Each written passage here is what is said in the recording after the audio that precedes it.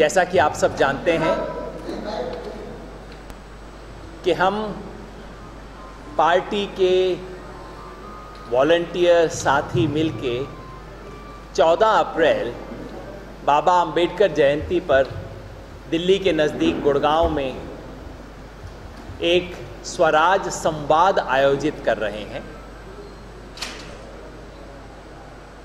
उसी संवाद के सिलसिले में तैयारी के लिए कुछ साथियों से मिलने के लिए मैं यहाँ लखनऊ आया था। यहाँ आके पता लगा कि 2 दिन पहले हमारे यहाँ कार्यकर्ता दीपा अग्रवाल की बहुत दुखद परिस्थिति में मृत्यु हुई। उनके परिवार के साथ जाके संवेदना व्यक्त की। उसके बाद यहाँ के नज़दीक के ज़िलों से आए हुए कुछ कार्यकर्ताओं के साथ बैठक की और प्रेस कॉन्फ्रेंस के बाद थोड़े अवकाश के बाद एक और बैठक यहाँ के कार्यकर्ताओं से, नज़दीक के कार्यकर्ताओं से एक और बैठक होगी। ये स्वराज संवाद क्या है और इसकी ज़रूरत क्यों महसूस हुई? स्वराज संवाद इसलिए हुआ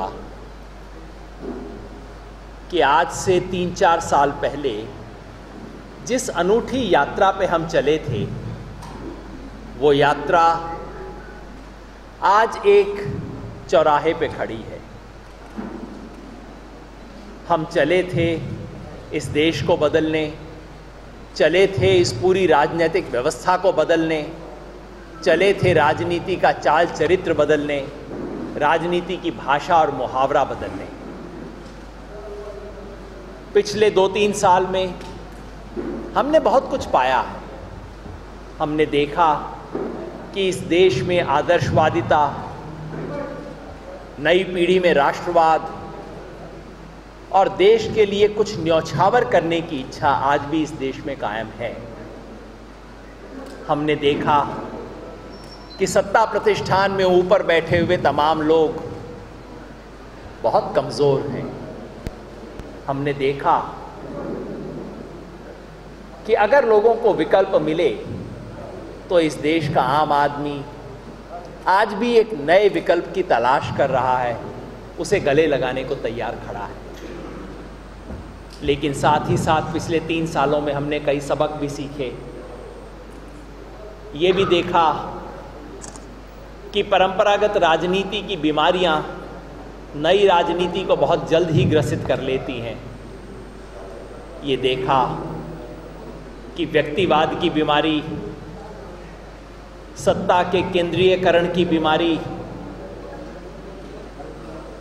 झटपट किसी तरह से येन केन प्रकारेण सत्ता पर हासिल हो जाने की का लालच, ये सब नई राजनीति पर भी असर डालता है, उसके लिए चुनौती पैदा करता है।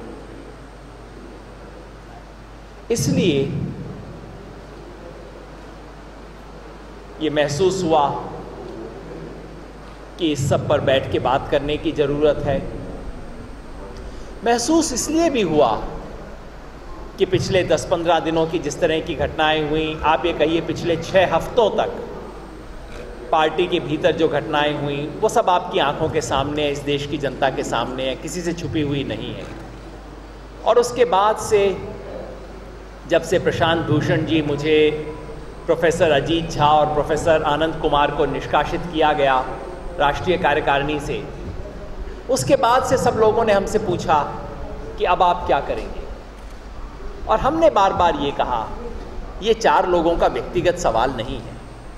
हमें कोई व्यक्तिगत तकलीफ थी नहीं। जो सवाल हमने उठाए थे वो बड़े सवाल थे,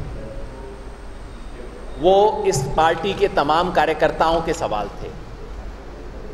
और अगर आगे का रास्ता तय करना है तो हम तय नहीं करेंगे, वो सब कार्यकर्ता मिलके तय करेंगे। इसी उद्देश्य को लेके हम तमाम साथी अलग अलग जगह पे घूम रहे हैं। कल मैं चंडीगढ़ में था, आज लखनऊ हूँ, कल मुंबई जाऊँगा। अलग अलग जगहों पे कार्यकर्ताओं से मिल रहे हैं, बैठ रहे हैं, उनकी बात सुन रहे हैं। अब तक इस संवाद को अप्रत्याशित उत्साह का समर्थन मिला है। जिस दिन हमने इस संवाद की घोषणा की थी, आज से 4-5 दिन पहले, तो हमने एक वेबसाइट पे ये भी कह दिया था जो इसमें आना चाहता है वो रजिस्टर कर ले, और अब तक 3600 लोगों ने इसके लिए रजिस्टर किया है संवाद में आने के लिए।